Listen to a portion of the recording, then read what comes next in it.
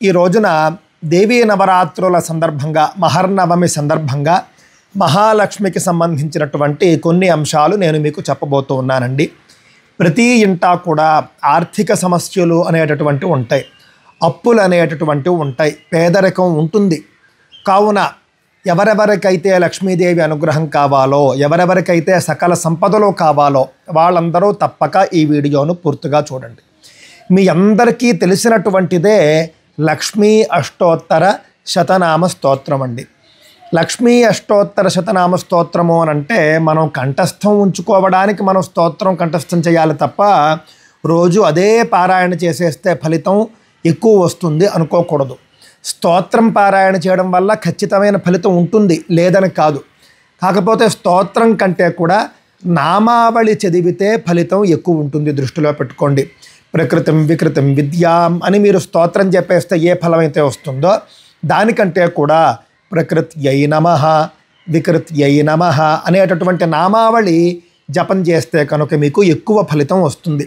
చక్కగా ఉదయం పూట కావచ్చు, మధ్యాహ్నం కావచ్చు, సాయంత్రం కావచ్చు, లేదా ఉదయం మాత్రమే మహాలక్ష్మిని పూజించి చిత్రం రూపంలో అంటే ఫోటోకు పూజ చేయొచ్చు, విగ్రహానికి పూజ చేయొచ్చు, లేకపోతే కలశ స్థాపన చేసి కలశలోకి మహాలక్ష్మిని ఆవాహన చేసి కూడా షోడశోపచార పూజ సులువుగా చేయవచ్చు.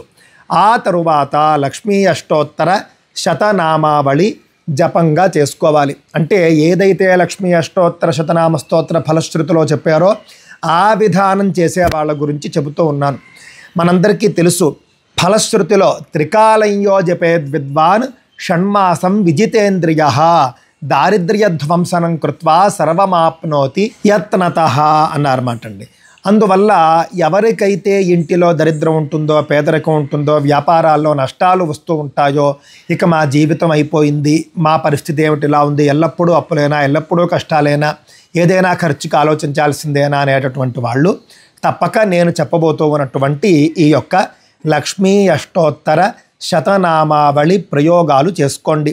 త్రికాలయ్యో జపేద్ విద్వాన్ షణ్మాసం విజితేంద్రియ 6 మాసాల పాటు 3 పూటలా కూడా ఒక్కొక్కసారి లక్ష్మీ అష్టోత్తర శతనామావళి జపం చేసుకోవాలండి. ఉదయం పూట పూజ చేసుకుంటే సరిపోతుంది, అవకాశం ఉంటే మధ్యాహ్నము సాయంత్రము కూడా చేయాలి. ఈ విధంగా కనుక లక్ష్మీ అష్టోత్తరాన్ని 6 మాసాల పాటు చేస్తే దారిద్ర్య నాశనం జరుగుతుంది, మనం కోరుకున్నటువంటి సకల సంపదలు కూడా సిద్ధిస్తాయి అని చెప్పేసి మనకు అర్థమవుతూ ఉన్నది. సర్వమాప్నోతి అయత్నతః అని కొంతమంది చెబుతూ ఉన్నారు, సర్వమాప్నోతి యత్నతః అని కొంతమంది చెబుతూ ఉన్నారు. నేనైతే యత్నతః అనేటటువంటి మాటే చెబుతాను. ఎందుకంటే 6 మాసాలు ఈ విధమైనటువంటి జపాలు పారాయణలు చేసుకుంటూ మనం చేసుకోవాల్సినటువంటి రోజువారీ వృత్తిపరమైనటువంటి పనులు చేయాలి. చేయకుండా సంపదలు వచ్చి పడిపోవు కదండి. కావున ఖచ్చితంగా మీ ఉద్యోగం కావచ్చు, మీ యొక్క వ్యాపారాలు కావచ్చు, మీరు చేయవలసినటువంటి పని గట్టిగా చేస్తూ ఇవి చేసుకోవాలి.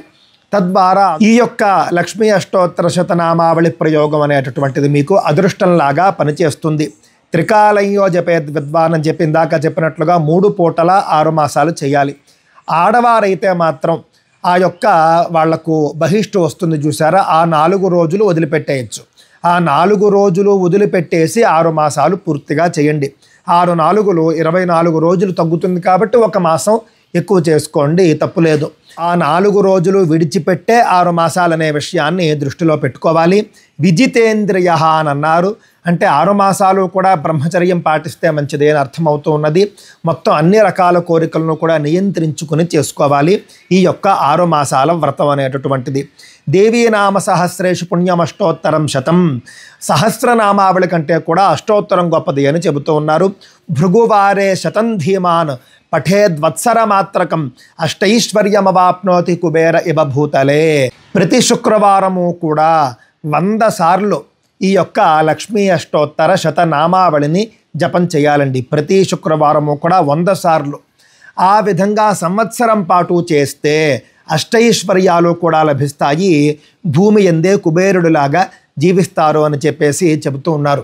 100 సార్లు చేయాలా అండి శుక్రవారం నాడు? ఒకసారి చెప్పాలంటే కనీసం ఒక 3 నిమిషాల నుండి 5 నిమిషాలు పడుతుంది. ఆ విధంగా మనం చూసుకుంటే కనుక గంటలో ఒక 12 నుండి 15 సార్లు మనం పారాయణ చేయగలుగుతాము. 100 సార్లు అవ్వాలి అని అంటే కనుక కనీసం 9-10 గంటలు పడుతుంది కదా.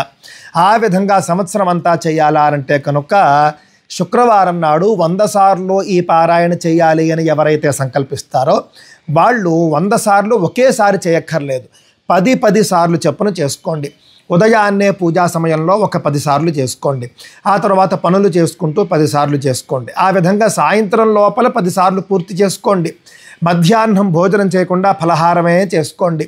ప్రకృత్యై నమః వికృత్యై నమః అని పారాయణ చేస్తే చాలు, అర్చన చేసి తీరాలనేం లేదు. అవకాశం ఉంటే అర్చన చేసుకుంటూ కూడా పారాయణ చేసుకోండి. నోటికొచ్చి అనుకోండి, చక్కగా కుంకుమార్చనో పువ్వులతో అర్చనో చేసుకుంటూ 100 సార్లు పూర్తి చేయండి. ఈ విధంగా ప్రతి శుక్రవారము 100 సార్లు చెప్పున సంవత్సరం పాటు చేయండి. ఇంత కష్టపడి చేయాలా అండి? ప్రతి శుక్రవారము కూడా 10 గంటలు దానికే కేటాయించాలా అంటే దృష్టిలో పెట్టుకోండి, పుణ్యం తేరగా రాదు. పుణ్యం అనేది కష్టపడి సంపాదించుకుంటేనే వస్తుంది. మేము సంవత్సరానికి ఒకసారి గంట పాటు మేము ఏదో చేసేసుకుంటూ ఉంటాము, సంవత్సరం అంతా మాకు కావాల్సిన వచ్చేయాలంటే రావండి. దేవతలు కావచ్చు, రాక్షసులు కావచ్చు, వాళ్ళంతా ఎంత తీవ్రమైన తపస్సులు చేసేవారు. మనకు రాతలో లేనిది మనం సాధించుకోవాలి అని అంటే తీవ్రమైనటువంటి తపస్సే చేయాలి. మనం ఒకసారి మేము ఏదో చేసేస్తామంటే మాకు వచ్చేయాలంటే పుణ్యం తేరగా రాదు. అదేదో వ్యాపార ప్రకటనలో చెప్పినట్లుగా డబ్బు ఊరికే రాదు అంటాను చూసారా, అదే విధంగా పుణ్యం కూడా తేరగా రాదు అని దృష్టిలో పెట్టుకుని తప్పక ఇందులో చెప్పిన విధంగా 100 సార్లు శుక్రవారం నాడు 100 సార్లు చెప్పున సంవత్సరం పాటు ఒక్క శుక్రవారం కూడా ఆగకుండా, అంటే బహిష్టైతే తప్ప, బహిష్టైతే ఆగచ్చు, అలా కాని పక్షంలో మాత్రం తప్పక సంవత్సరం పాటు పూర్తిగా మీరు చేసినట్లయితే కనుక ఖచ్చితంగా మహాలక్ష్మి యొక్క అనుగ్రహం సిద్ధిస్తుంది అని చెప్పడంలో ఎలాంటి సందేహం లేదు. ఇంకా కూడా ఈ ప్రయోగానికి సంబంధించి మీకు ఏమైనా సందేహాలు ఉంటే తప్పక నాకు తెలియజేయండి. ఆ సందేహాలు కూడా నేను నివృత్తి చేస్తాను. ఆర్థిక బాధలతో సతమతమయ్యేవారు ఈ విధమైనటువంటి లక్ష్మీ అష్టోత్తర శతనామావళి ప్రయోగాన్ని తీవ్రంగా చేయండి. ఏదో ఒకసారి చేసాం, 2 సార్లు చేసాం, రోజు ఒకసారి చేసేస్తానండి చాలదు. మీకు ఉన్నటువంటి ఆ యొక్క కర్మ ఏదైతే ఉంటుందో, పురాకృత కర్మ ఏదైతే ఉంటుందో అది ఎక్కువగా ఉందనుకోండి, మీరు చేసేది చాలకపోవచ్చు. అందువల్ల ఎప్పుడూ కూడా పుణ్యం అనేది తీవ్రంగానే చేయాలి, తపస్సు అనేది తీవ్రంగానే చేయాలి. తీవ్రంగా చేస్తే ఫలితం సిద్ధిస్తుంది. జాతకంలో ఉన్నా లేకపోయినా కూడా మీకు లక్ష్మీ అష్టోత్తరం వల్ల ఆ యొక్క ఫలితం అనేది, లక్ష్మీ అనుగ్రహం అనేది తప్పక కలుగుతుంది. స్వస్తి.